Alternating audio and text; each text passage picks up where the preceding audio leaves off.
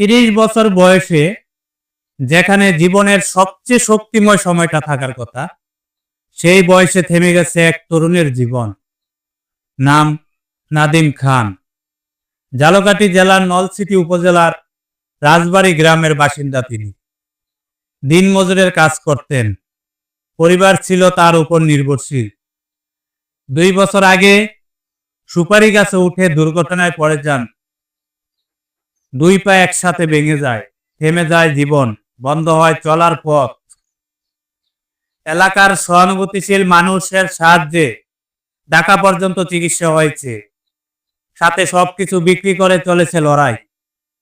কিন্তু এখন আর কিছুই নেই, শুধু আছে এক চিলতে ঘর আর ক্ষুধার্ত পরিবার। একটি ছেলে, একটি মেয়ে, আর অসহায় স্ত্রী ও বৃদ্ধ মা বাবা।